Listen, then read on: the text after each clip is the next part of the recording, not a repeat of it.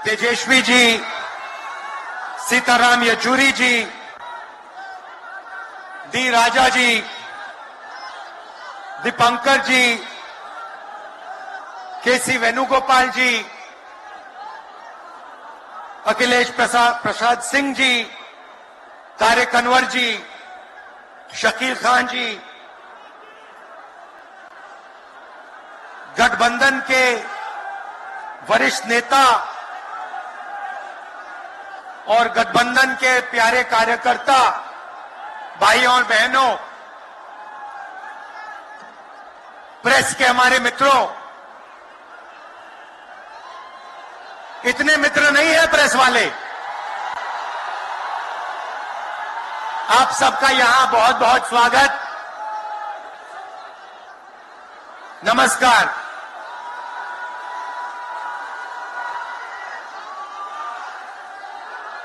देश में जब भी बदलाव आता है वो बिहार में तूफान शुरू होता है। यहां से तूफान बाकी प्रदेशों में जाता है। ये बिहार जो है देश की राजनीति का नर्व सेंटर है, यहां से ही शुरुआत होती है। आज देश में विचारधारा की लड़ाई है। एक तरफ नफरत,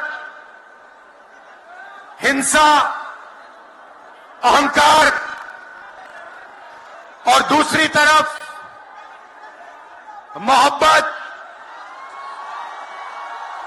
भाईचारा और एक दूसरे की इज्जत।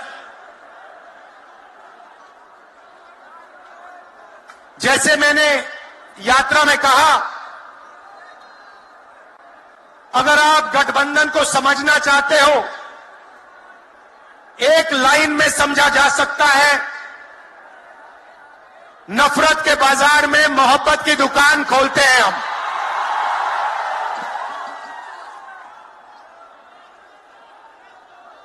इस देश में नफरत क्यों फैल रही है? यह नफरत का देश नहीं है, आप सब जानते हो। आपके दिल में, हिंदुस्तान के नागरिकों के दिल में नफरत नहीं है, मोहब्बत है, प्यार है, एक दूसरे का आदर है। तो सवाल उठता है कि इस देश में नफरत क्यों फैल रही है? भाई और बहनों, नफरत का सबसे बड़ा कारण देश में अन्याय है। अन्याय, युवाओं के खिलाफ अन्याय, आप सबके खिलाफ अन्याय, किसानों के खिलाफ अन्याय, सामाजिक अन्याय, आर्थिक अन्याय। प्रधानमंत्री जी 2-3 बड़े अरबपतियों के लिए काम करते हैं, 2-3 लोगों के लिए काम करते हैं। उनका 16 लाख करोड़ रुपया प्रधानमंत्री ने पिछले 10 सालों में माफ किया है। मैं आपसे पूछना चाहता हूं, उन्होंने हिंदुस्तान के किसान का कितना कर्जा माफ किया? हिंदुस्तान के मजदूरों का कितना कर्जा माफ किया? इसीलिए देश में नफरत फैल रही है। 40 साल से सबसे ज्यादा बेरोजगारी आज हिंदुस्तान में है। क्यों? क्योंकि बीजेपी ने छोटे व्यापारियों को, किसानों को, स्मॉल और मीडियम वाले बिजनेसेस को नष्ट कर दिया है। एक तरफ नोटबंदी की, दूसरी तरफ जीएसटी लागू की। नतीजा यह हुआ, जो लोग इस देश को रोजगार देते हैं, छोटे बिजनेस वाले, स्मॉल और मीडियम बिजनेस वाले, उन सब का काम बंद हो गया। जहां भी देखो बड़े बड़े उद्योगपतियों की मोनोपोली बन रही है। एक उद्योगपति के हाथ में हिंदुस्तान के सारे पोर्ट, एयरपोर्ट, इंफ्रास्ट्रक्चर, डिफेंस की इंडस्ट्री, सारी की सारी नरेंद्र मोदी जी ने एक उद्योगपति को पकड़ा दी। आप लोगों के लिए इस देश में कुछ नहीं बचा है।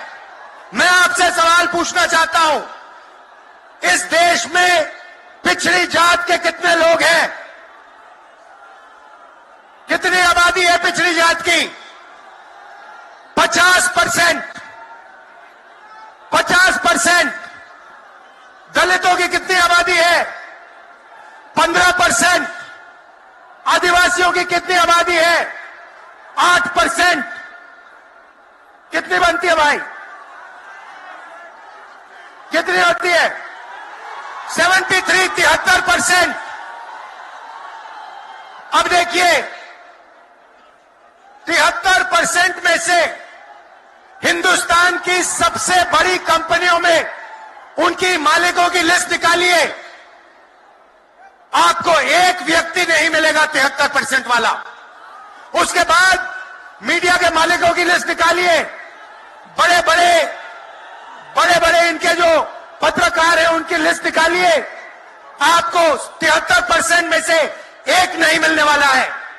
उसके बाद प्राइवेट अस्पतालों के मालिकों की लिस्ट निकालिए, स्कूल और कॉलेज जो चलाते हैं, private school, private college, private university, उनकी लिस्ट निकालिए, उधर आपको 73% का कोई नहीं मिलेगा। उसके बाद जो हिंदुस्तान को 90 ब्यूरोक्रेट चलाते हैं आईएएस वाले, उनकी लिस्ट निकालिए, उधर आपको 3 पिछड़े वर्ग के लोग मिलेंगे, 3 दलित मिलेंगे और 1 आदिवासी मिलेगा। और अगर हिंदुस्तान की सरकार 100 रुपए खर्च करती है, बजट में अगर 100 रुपए खर्च होते हैं तो 73% की 6% की 6 रुपए की भागीदारी बनती है। तो ये जो 73% है और उसमें अगर आप जोड़ना चाहते हो तो गरीब जनरल कास्ट के लोगों को भी जोड़ लो। इनके लिए इस देश में कोई रास्ता नहीं बचा है। पहले क्या होता था? पहले पब्लिक सेक्टर होता था, उसमें गरीबों को रास्ता मिलता था, नौकरी मिल जाती थी, सरकार में रोजगार मिल जाता था, जैसे बिहार में तेजस्वी जी ने किया, जैसे छत्तीसगढ़ में हमने किया, कर्नाटक में, तेलंगाना में हम कर रहे हैं। मगर नरेंद्र मोदी जी ने ये सारे के सारे रास्ते बंद कर दिए। सेना में आप जाते थे, वहां अग्निवीर लागू कर दिया। अब देखना, अग्निवीर लागू किया और अग्निवीर में पहली बार इस देश में 2 तरीके के शहीद होंगे। एक शहीद होगा, उसको शहीद का दर्जा मिलेगा, उसे पेंशन मिलेगी, उसे कैंटीन मिलेगी और उसे गांव में, शहर में आदर मिलेगा। दूसरा शहीद होगा, अग्निवीर होगा, वो शहीद होगा, उसे शहीद का दर्जा नहीं मिलेगा, उसको पेंशन नहीं मिलेगी, उसको कैंटीन नहीं मिलेगी और उसको ट्रेनिंग भी सही नहीं मिलेगी। एक तरफ चाइना के सैनिक, पाकिस्तान के सैनिक सालों की ट्रेनिंग लेते हैं और हमारे युवाओं को नरेंद्र मोदी 6 महीने की ट्रेनिंग देने के बाद उनके सामने खड़े करने की कोशिश कर रहा है। नतीजा आप जानते हो। मैं ज्यादा नहीं बोलना चाहता हूं क्योंकि लालू जी को बोलना है। ये देखो, लालू जी को बोलना है, मगर मैं सिर्फ ये कहना चाहता हूं, बीजेपी के लोगों को गलतफहमी में नहीं होना चाहिए। हम लोग बीजेपी से, आरएसएस से नहीं डरते। हमें कोई फर्क नहीं पड़ता। हम देश के लिए लड़ते हैं, हम देश के लिए मरने के लिए तैयार हैं और हम बीजेपी को, आरएसएस को यहां से हटा के इंडिया की सरकार बनाकर दिखाएंगे। आप सबका दिल से बहुत बहुत धन्यवाद। नमस्कार, जय हिंद। शुक्रिया बहुत बहुत राहुल जी। अब मैं आग्रह करूंगा संसदीय अनुभव के धनी भारतीय राष्ट्रीय कांग्रेस के अध्यक्ष मल्लिकार्जुन खड़गे जी वो आए और संदेश दें।